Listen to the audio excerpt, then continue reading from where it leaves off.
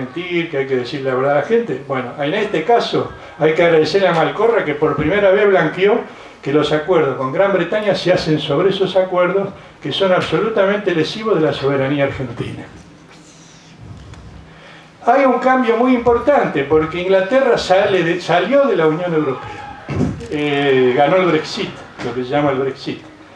Por lo tanto, Inglaterra está replanteando. El Brexit, para hacerlo corto, es la decisión que ha tomado la clase dirigente inglesa en cómo garantizar la subsistencia del imperio y su proyección y ampliación.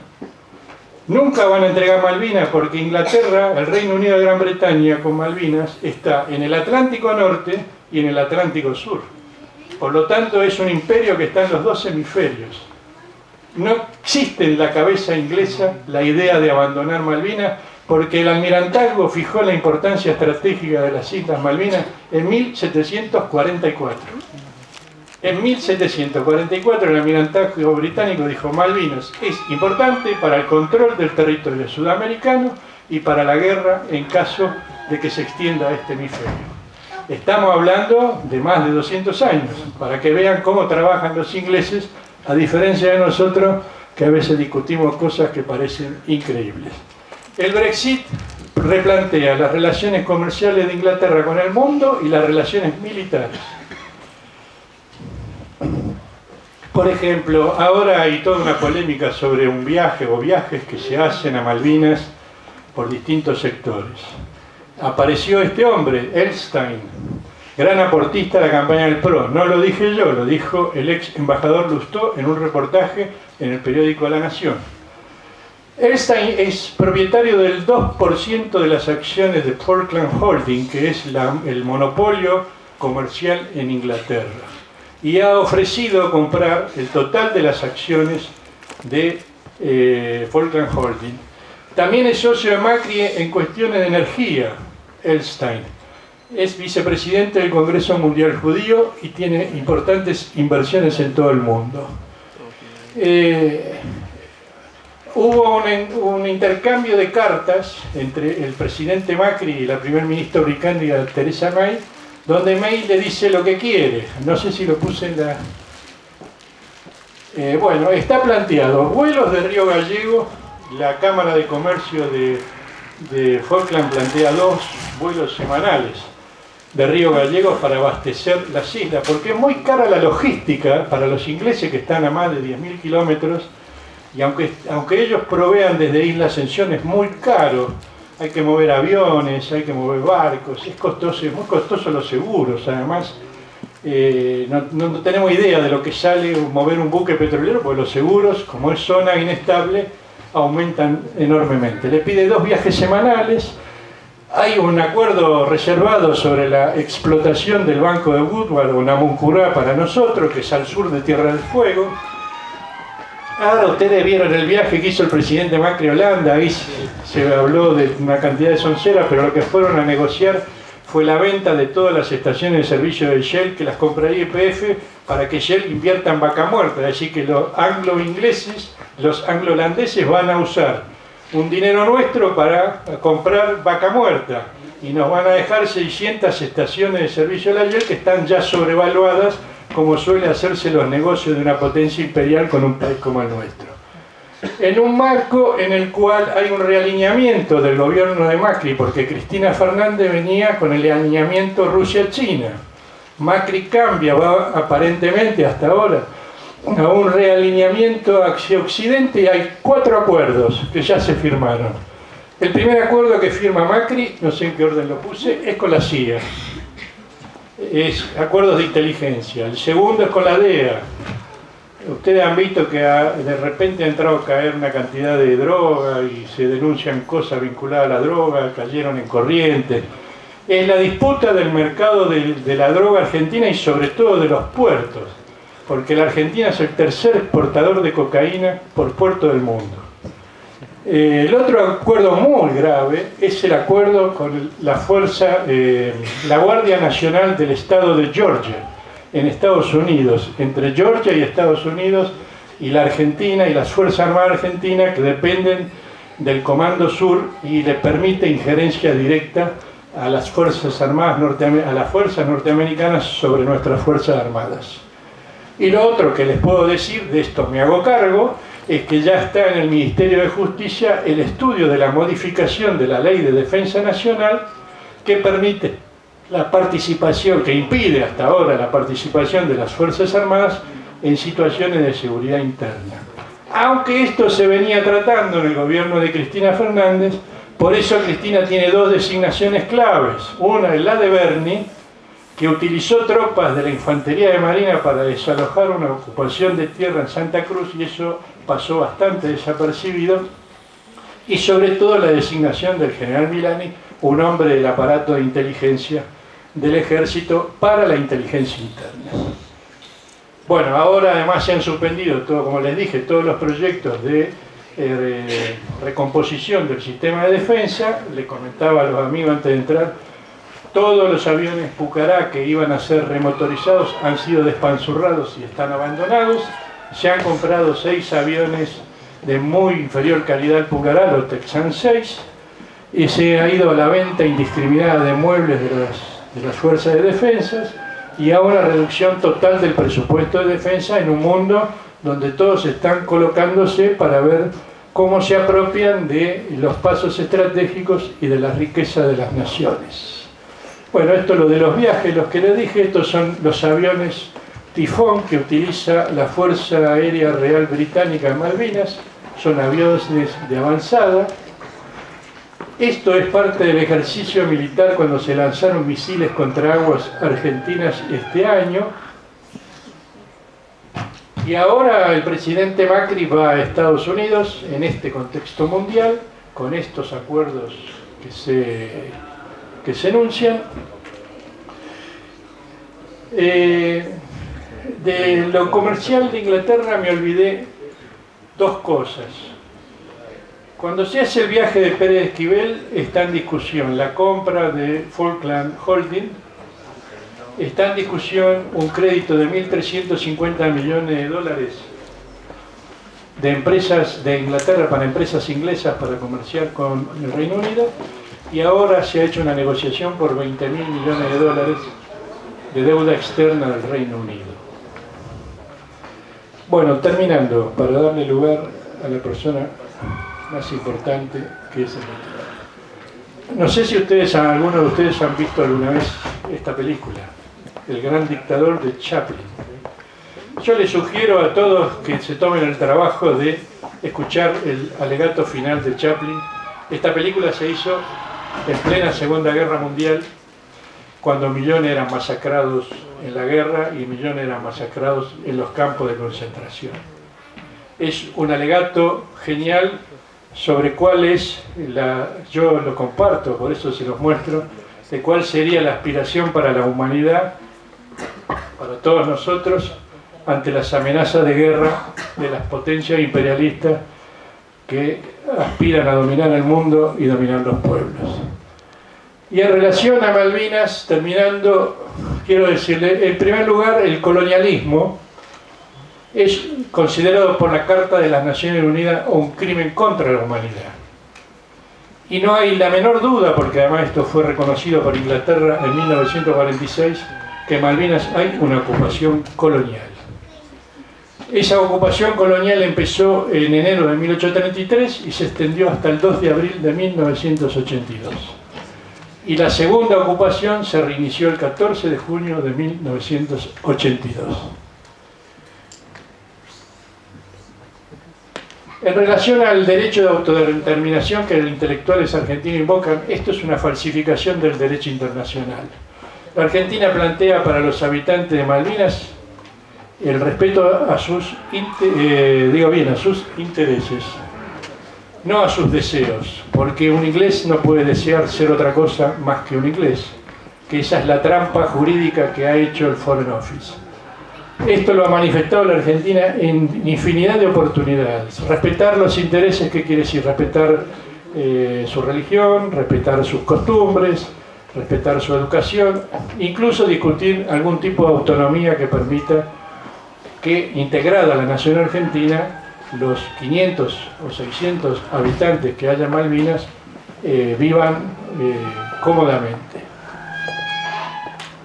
Y la otra cuestión es que no hay ninguna posibilidad de que la Argentina cambie su status quo si no resuelve el problema planteado, que es el de su completa independencia. Nosotros tenemos una parte de nuestro territorio ocupado por una potencia militar extranjera y muchas veces no nos damos cuenta de la importancia que tiene ese hecho, en el cual yo les he mostrado algunos datos. A su vez hay una profunda penetración de distintas potencias imperiales a través de empresas, a través de negocios, a través de política. Y sin resolver estos problemas es imposible pensar en una Argentina independiente, en una Argentina en que su población disfrute las riquezas y disfrute los beneficios de su trabajo. Este es un problema, nosotros muy probablemente por nuestra edad no nos toque ver la resolución positiva de esta situación. O tal vez sí, porque como le pasó al general Belgrano, que en 1806 cuando se reúne con Crawford, y entonces él expresa esa frase famosa que dice: ñamo viejo, ñamo nuevo, si lo que me propone Inglaterra es cambiar de amo, no quiero ningún amo. Y él pensaba, en sus cartas dice que la revolución recién iba a ser posible en 1825, y de 1806 a 1810, solo mediaron 4 años, tal vez las circunstancias mundiales y nacionales nos permitan encontrarnos en una Argentina realmente libre y realmente soberana. Entonces sí, se habrá concretado el sueño por el cual murieron 649 compatriotas defendiendo la soberanía en Malvinas, y por la que murieron muchos otros miles en la larga guerra de la independencia, hasta que en 1825 las tropas altoperuanas, con algunos oficiales argentinos, acabaron con el colonialismo español en 1825. Muchas gracias.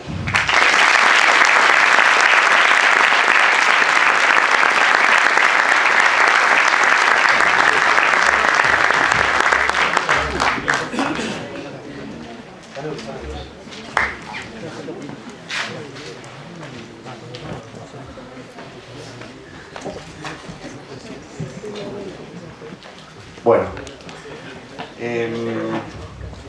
bueno, genial. Se ve que sabe el hombre. Bueno, en realidad, en principio agradecer, como corresponde, ¿no?, a todos ustedes por su presencia, por querer, por tener estas ganas de conocer, ¿no es cierto?, algo que bueno, que forma parte de nuestra Argentina, pasado, presente y futuro, como decía el compañero, ¿no es cierto? Agradecer al Centro de Estudiantes enormemente, sabemos que hubo algunas cuestiones operativas y agradecemos enormemente que bueno, que podamos estar acá, ¿no? Hablamos también de nada, hubo una actitud valiente también de invitarnos, ¿no? Formo parte de un discurso diferente al que venimos escuchando en los últimos años. Están los muchachos acá de Astillero también, que el otro día nos hicieron un acto, y la verdad que aprovecho para decirles que fue genial, que estuvo muy lindo todo, muy emotivo, y bueno, como siempre digo, cuando pasan estas cosas uno se va a la casa tranquilo y sabiendo de que nada fue en vano. Hablábamos con Leandro la vez pasada y yo le preguntaba, bueno, de qué hablábamos o algún punto para destacar. Y bueno, decíamos, yo en realidad me empecé a acordar porque hay algunas cuestiones vinculantes, ¿no es cierto? En el 80 yo terminé el secundario, me recibí de maestro mayor de obra acá en el Industrial de UNI 57, y antes de hacer el servicio militar acá en La Plata, en el Regimiento 7 de Infantería, que en ese momento estaba ubicado en la Plaza Malvinas Argentinas, en 1950, antes de empezar la colimba, digamos, yo hice el curso de ingreso de ingeniería, ¿no es cierto?, acá. Lo hice bien, el curso, no había que aprobarlo, no me acuerdo ahora con qué nota, así que me dispuse a hacer el servicio militar por ley, para después arrancar la carrera. Salgo de baja en noviembre del año 81, primera baja. Hice la instrucción militar en donde uno aprende a manejar el armamento, etc. Y después estuve en una oficina. Era estafeta. Iba y venía. Siempre trataba de zafar de estas cuestiones, pero bueno. En los primeros días de enero agarro la mochila, me voy al sur, así que estuve enero, febrero y marzo recorriendo el sur del mochilero. Fui por la costa hasta Ushuaia y volví por la precordillera. Y hay 3 cosas que me pasaron, ¿no? Esta cosa del destino, ¿no? Se lo voy a tratar de decir rápido. En Puerto Madryn encuentro una revista en un tacho de basura y una revista Gente, creo que era. Y en la mitad de las páginas había una nota sobre Malvinas, sobre la historia, cómo era en ese momento el presente de Malvinas, ¿no? Por supuesto que en el 82, en enero del 82 no se hablaba de Malvinas como se habla ahora. Bueno, después tuve que...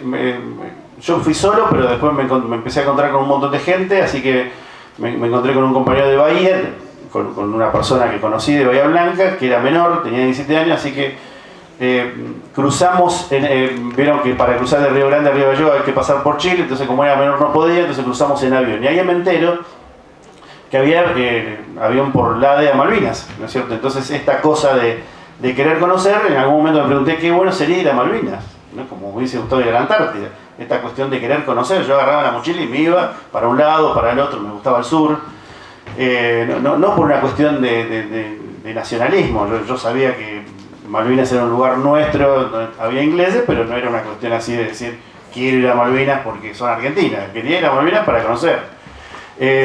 Y después estando en Ushuaia, éramos muchos, y había gente europea, había un japonés, y un día fuimos a buscar laburo porque no teníamos un mango, en un barco pesquero, fuimos al puerto, y bueno, y entonces el del barco nos dice, bueno, vengan, preséntense mañana a las 6 de la mañana, y nos contó más o menos cómo hacía el barco, que pescaba, y los barcos pesqueros en esa época paraban en Malvinas, ¿no? 1 o 2 días, no me acuerdo en este momento, así que también ahí surgió, después a los 2 días nos fuimos porque ese día pegamos un par de laburos, pudimos comprar comida, unos vinos y nada, bueno, lo demás se lo imagino. Al otro día no nos levantamos, pero bueno. En realidad, cuando yo volví de este viaje, que volví antes del 23 de marzo, porque yo quería estar para mi cumpleaños, antes de eso yo a todo el mundo le decía, me recorrí todo el sur, menos Malvinas. Bueno, el 15 de abril, ahora, hace 2 días, a las 10 de la noche, yo llegaba a Malvinas con el Regimiento 7 de Infantería, ¿no? Es el destino, ¿no es cierto? Esta cuestión, cuando hablábamos con Leandro me acordaba de todo esto, y porque aparte, obviamente, en cada uno de nosotros pasan los años, pero los recuerdos están latentes, parece que hubiese sido ayer. Por lo tanto, uno se acuerda de todas estas cuestiones, ¿no? Y el sábado, por supuesto, yo siempre esperé a las 10 de la noche para recordar que ese día pisaba Malvinas, en un Boeing 707, no me acuerdo, en el aeropuerto, dormimos en el aeropuerto bajo la lluvia porque llegamos tarde, así que bueno, ya después me fui a la montaña, Wheeler Ray fue mi lugar. Yo le digo montaña, pero en realidad son elevaciones, son pequeñas elevaciones, así que fue mi lugar durante los 60 días. Nada, como anécdota, en realidad no me voy a explayar demasiado de lo que viví en Malvinas, pero bueno, como anécdota, cuando los ingleses atacan el Monte London, que fue una de las mayores batallas, muy estudiada por todo el mundo, donde murieron muchos compañeros, donde estaba la compañía B del Regimiento 7, a mí me tocó estar en Wheeler Ray con los cañones y morteros, así que cuando atacaron el Monte London nosotros empezamos a tirar con los cañones y en algún momento también nos empezaron a tirar ellos. Ahí murieron compañeros, muchísimos heridos. Bueno, esa, digamos, más allá de los tiempos en que desde el 1 de mayo, que empezaron a llegar los aviones y cada tanto nos bombardeaban, o los barcos, bueno, esa fue mi experiencia en la guerra. Volví con todos en el Canberra, y bueno, esta cuestión del destino, que en realidad yo era un tipo fui un militante siempre, ¿no es cierto? Así es como me gusta llamarme. Un militante que laburó en su contexto, que quería laburar en un barrio, y que de pronto me encontré que había estado en una guerra. Entonces pasé del amor y paz a ser un veterano de guerra, un excombatiente, como se lo quiera llamar, ¿no? Por lo tanto, imaginen ustedes que desde que volví de Malvinas hasta el día de hoy, uno trata de tener una visión de lo vivido que nos sane también, ¿no? Porque uno necesita justificar todo lo que uno hace en la vida, lo bueno y lo malo, ¿no es cierto? Lo bueno para bien y lo malo para mejorarlo, o para, bueno, vivir en paz con uno mismo. Así que aquí en esta cuestión nace también algunas de las cosas que hoy discutimos y que hoy están en boca del sector, ¿no es cierto? Durante muchos años tuvimos un discurso, no me quiero meter en política, siempre digo que, digamos, yo laburé en mi contexto, ¿no es cierto? En algún momento estuve en un barrio periférico y ese era mi laburo, ese era mi contexto, y hoy, o desde muchos años, salvo ese periodo que dejé con mi sector, y yo creo que el tema Malvinas va más allá de las cuestiones políticas partidarias, ¿no es cierto? Es una cuestión que nos atañe a todos. Seguramente es una de las pocas cuestiones que nos atañe a todos como país, ¿no es cierto? Porque tiene que ver con nuestra dignidad, con nuestra soberanía. Así que bueno, nada, en realidad hubo un discurso que fue un discurso, bueno, de un grupo del sector que también tuvo la posibilidad de decirlo, que tuvo un aparato político que le dio lugar a decir ese discurso, pero bueno, desde hace algunos años hay mucha gente que pensamos de diferente forma, ¿no es cierto? Y aquí es donde por ahí me interesa el tema Malvinas desde mi lugar, desde mi militancia, desde conocer a los compañeros, desde caminar el país, ¿no es cierto? Desde conocer a los familiares de caídos. La SEMA nosotros acá en La Plata, hace 5 años fundamos la SEMA, que es otro centro de combatientes, y que tiene que ver con esto, con que no estábamos de acuerdo con algunas cuestiones que se venían manejando. Nosotros decíamos, bueno, hay que... cuando hablamos de los 649, no puede ser parte del discurso nada más. Esos 649 tienen sus familias, entonces vamos a acercarnos a la familia. Bueno, vamos a contener a los compañeros, entonces no podemos tener una actitud o levantar banderas partidarias porque los compañeros, porque a Malvinas los que fuimos flacos, altos, gordos, de Gimnasia, de Estudiantes, de Boca, de River, éramos todos diferentes, ¿no es cierto? Entonces era necesario tener un espacio que los contengan todos. Entonces ese fue nuestro laburo. Hoy podemos decir, por ejemplo, siempre nos gusta decir por qué nos formamos, no porque nos fuimos del otro centro. Y hoy podemos decir que La Plata, Berizo y Ensenada tiene 8 o 9 familiares de caídos y con todos estamos en contacto.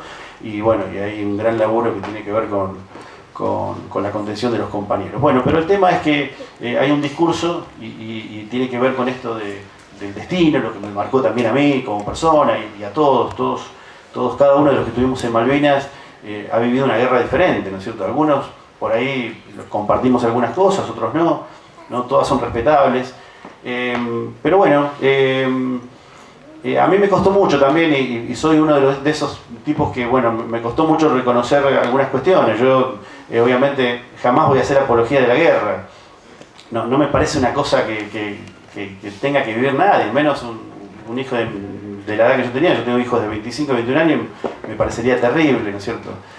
En el 2012 tuve oportunidad de viajar a Malvinas, de volver con mis 2 hijos y, por ejemplo, nos encontramos, bueno, mis hijos, a las 5, había otros compañeros, así que a las 5 de la tarde cuando terminábamos de hacer las recorridas, yo me juntaba en un bar y bueno, y ahí conocí ingleses, soldados ingleses que habían estado en el 82 en la guerra, que digamos habían combatido en la misma montaña que yo, y bueno, uno se da cuenta ahí que la guerra es una locura, ¿no es cierto? Porque tomábamos cerveza, charlábamos, contábamos nuestras cuestiones, hemos llorado juntos, entonces bueno, uno ahí toma la dimensión de que la guerra es una locura, de que hay un montón de intereses, que era lo que decía el compañero, en la que nosotros quizás estemos tan lejos, ¿no?, de eso.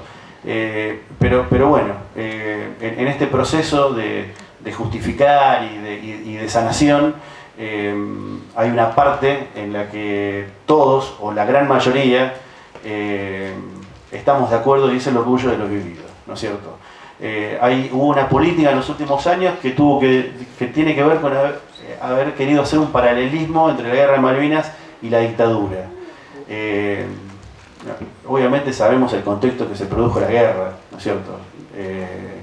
Pero me parece que es una opinión muy parcial, ¿no? Porque nosotros en realidad el 2 de abril, cuando pisamos Malvinas, sabíamos que enfrente teníamos los ingleses. Entonces me parece que si la guerra de Malvinas tiene una entidad muy fuerte, es la que le pusimos los que pisamos Malvinas, ¿no es cierto? Entonces me parece que quizás no sea bueno darle una entidad a la dictadura que no la tiene, ¿no es cierto? La dictadura tuvo muchos errores, quizás un error fue haber hecho lo que hizo, haber provocado una guerra con Inglaterra, porque a veces ya también, y me parece que lo que decía el compañero, ¿no? Explicaba que había un contexto.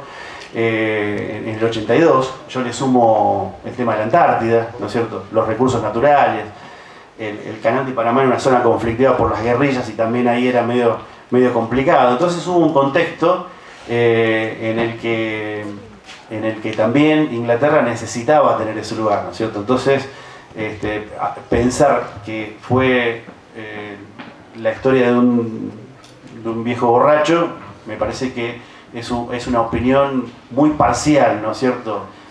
Y subestimar lo que fue en realidad la guerra. Hay tres cuestiones que se vinieron charlando en estos últimos años que tienen que ver con todo esto vivido y que tiene que ver con lo que decía de este paralelismo que se quiso hacer con la dictadura, que tuvo tres tópicos: la victimización, la desaparición, ¿no? Y el tema de los cuadros. La victimización, hay un grupo que nos quiso poner como víctimas de la dictadura, ¿no es cierto? No me voy a poner a discutir de cuestiones que van más allá de Malvinas, ¿no es cierto? Algunos pueden estar de acuerdo, otros no. Lo que sí yo puedo decir es que como es combatiente, ¿no? Como tipo que el 2 de abril pisó la isla y que tengo que justificar lo que yo viví, lo que puedo decir que la victimización pone de un lado a los soldados, en el otro los cuadros, y en realidad dejamos afuera a los ingleses, ¿no es cierto?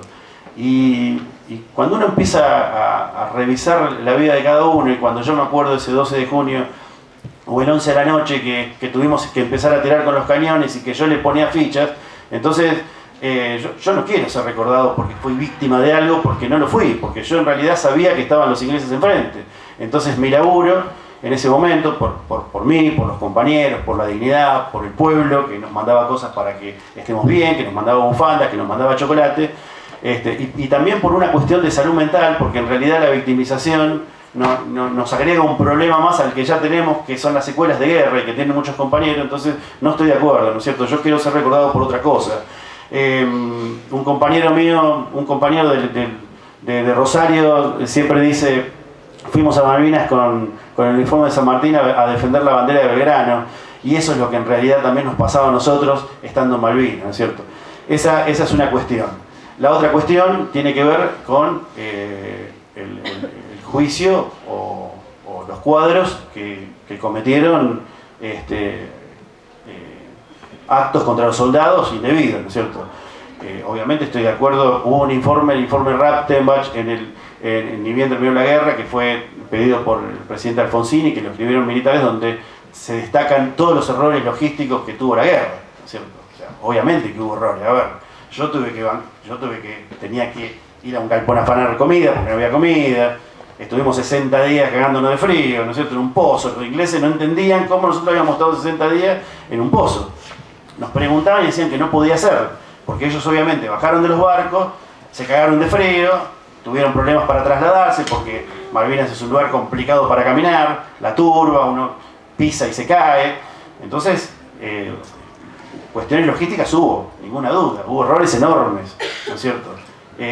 Armamento vetusto, compañeros que no le andaban el fusil. Entonces, hubo errores que tendría que haber habido una política de Estado que obviamente profundice, ¿no? Y por sobre todas las cosas, también a los oficiales que cometieron errores. Pero no nada más para que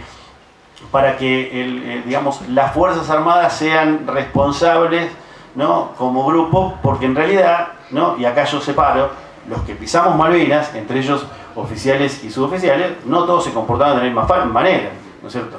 Nosotros en Malvinas, los soldados por lo menos nos plantamos de esa cuestión de la colimba, ¿no? Donde éramos corre, limpia, baila, colimba significa, ¿no? Una cuestión despectiva hacia el soldado. En Malvinas fuimos otra cosa, en Malvinas nos plantamos y dijimos, miren muchachos que acá es otra cosa. Entonces obviamente muchos cuadros entendieron que era otra cosa y digamos fueron jefes que se comportaron como corresponde, un montón de compañeros que se juntan con sus jefes porque tuvieron una buena experiencia. Entonces no todos fueron iguales. Entonces si habría que haber profundizado los errores que tuvo la dictadura en Malvinas o el ejército argentino, ¿no? y haber en realidad juzgado a los que cometieron atrocidades, ¿no? como tipos que te estaqueaban y te dejaban horas a la intemperie, ¿no es cierto?, con todo lo que implicaba, ¿no? Llegar con un desgaste enorme al momento de combate, tendría que haber sido también para destacar al que se comportó bien, ¿no es cierto? Entonces también había una política que no tuvo que ver o que va más allá de la guerra, ¿no? Y la tercera cuestión, que si vendría Alejandra González lo profundizaría más porque es un familiar caído, pero bueno, hace un tiempo se viene gestando esta cuestión de el reconocimiento de los compañeros, ¿no? Que no fue un pedido de los familiares, fue parte de esta política de querer hacer un paralelismo con la dictadura, en donde, bueno, hay una frase que nos molesta mucho que es NN, ¿no? Los NN, ¿no? Tenemos que... Y la verdad que nosotros, a los compañeros, nosotros los conocimos, fueron nuestros amigos, los vimos morir, los enterramos. Entonces, nuestros compañeros son héroes nada más, son héroes, custodios de las islas, como quieran llamarlo. La caracterización de nene o desaparecido tiene que ver con otra cuestión, ¿no es cierto?, que no tiene que ver con la guerra. Y eso es lo que nosotros hoy estamos peleando, ¿no? Bueno, para un cachito, ahí vino María Alejandra González, hermana de Néstor González, héroe de Malvinas. Yo les pido un aplauso, obviamente.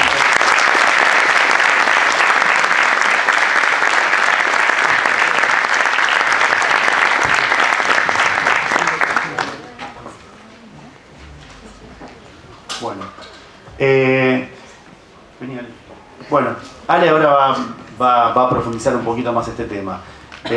Bueno, además está decir que hoy en los agradecimientos siempre agradezco a la vida de poder compartir con Ale. Siempre le decimos a ellos que los necesitamos, que necesitamos